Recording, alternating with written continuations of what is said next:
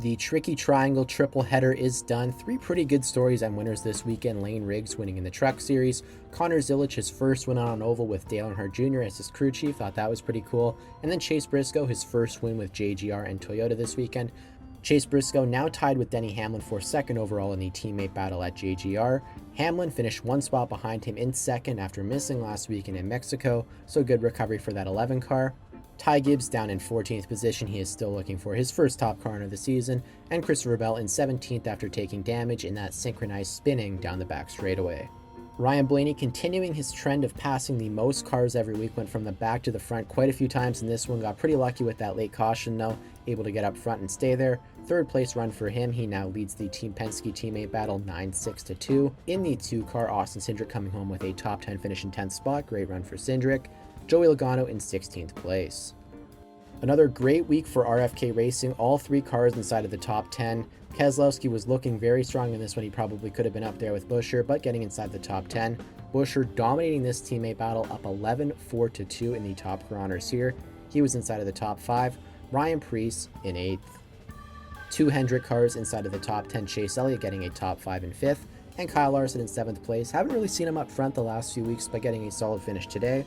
Alex Bowman in 11th spot. Like Ty Gibbs, he is still looking for his first top car of the season, and William Byron down in 27th spot after getting into trouble in this one. Back-to-back 6th place finishes for John Hunter Nemechek. He now takes a 10-7 lead over Eric Jones, but Jones with a very respectable run himself, so great runs for both of the Legacy Motor Club cars. Second year, they're starting to go to some of these tracks the second time. I know they weren't getting data from Joe Gibbs Racing last year, so big for those guys to start running very good in these Toyotas. Moving on to the single car teams, Josh Berry tying things up 7-7 for top car honors here with Ricky Stenhouse Jr. Stenhouse down in 30th, despite the fact he looked pretty good in this one and was running up front for quite a bit in the middle stint. Cole Custer, a great qualifying run and did run up front for a little bit in this one. He finished in 22nd. Cody Ware inside of the top 30, 29th place. Only 1 Trackhouse car in the top 15 this weekend, that's Daniel Suarez. He cuts Ross Chastain's teammate battle lead in half, 10-5. Chastain himself in 26th position. Shane Van Gisbergen in 31st after spinning a couple times in this one, but he's already got his win, he's back to just learning again. Hocevar now tied 5-5 with Justin Haley with an 18th place run, again running up front during this one and looking very competitive. Justin Haley 1 spot behind him in 19th. Michael McDowell down in 35th after blowing a tire. Kind of surprised they didn't throw a caution for that, but he ended up going to the garage anyway, so it didn't really matter. 35th place for McDowell. Kyle Busch extending his lead on Austin Dillon 10-7 in the top car honors at RCR with a 20th place run. Austin Dillon 4 spots behind him in 24th. Not a great day for either of these guys. I know Kyle Busch did get caught up in that spin and recovered to a top 20. Didn't really tear much up though, so not a terrible day.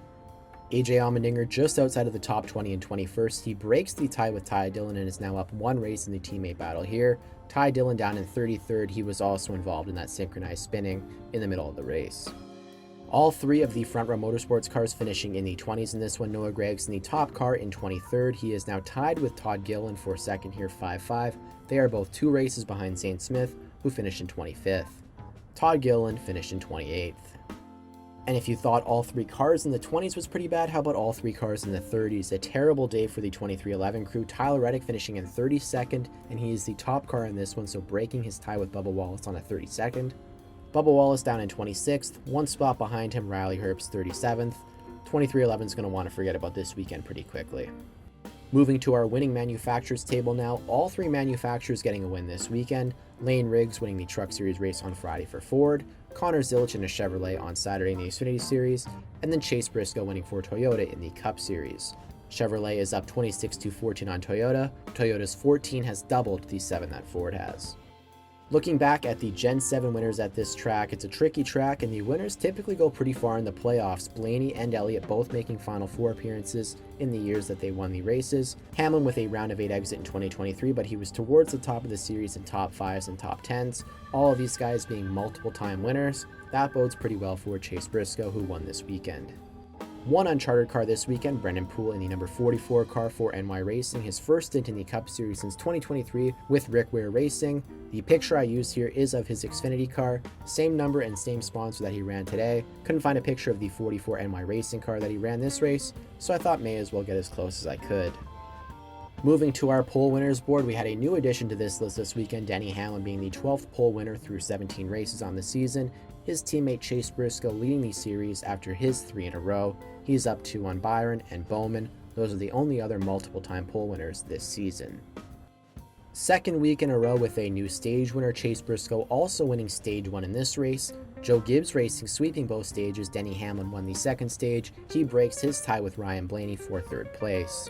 He is 3 behind William Byron, who is 1 behind Kyle Larson in the stage winners category. Into our stage points top 10, no movement within the top 5, but Denny Hamlin closing in on Kyle Larson, now just 1 point behind him for third. Chase Elliott jumping from 10th to 8th, passing both Christopher Bell and Austin Cindric this weekend at Pocono. Again, no movement in our laps led top 5. Blaney and Logano both leading a few laps in this one. Hamlin leading 32, so closing in a little bit on William Byron, but still a far ways away from Kyle Larson at the top. 851 laps led on the season. With a few weekends of new winners in a row, the bubble battle has kind of pulled away a little bit. I know there were a few guys that used to be tied with 0 points and were within 10. Ryan Preece now 20 back from the final playoff position, being held by Alex Bowman in a Hendrick car. After a tough result today, Bubba Wallace closing his way into this, he is only at 412 points. Allmendinger, newcomer Eric Jones, and Kyle Busch 60 points back on the cut line, so they're pretty much in the position where they need a bad week for a guy like Bowman, Wallace, or Buescher. Tyler Reddick has some separation from the list here, but who knows what can happen if we have a few more new winners.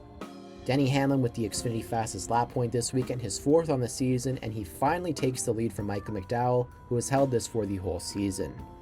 McDowell and Larson tied for second with 3, AJ Allmendinger and William Byron the only other drivers with multiple fastest lap points on the season, 8 drivers through 17 races. It wasn't pretty, but with a 31st place run, Shane Van Gisbergen passing Riley Herbst in the Rookie of the Race category, now beating him 9-8, first time he has held the lead in a while here. Herbst needing a big recovery here soon, as we're going into a few more road courses where Shane Van Gisbergen could pull away in this category. To our points movers now, our biggest gainer, Eric Jones, he goes up 4 spots from 22nd to 18th in points, getting himself inside the bubble picture, albeit still 60 points back on the cut line.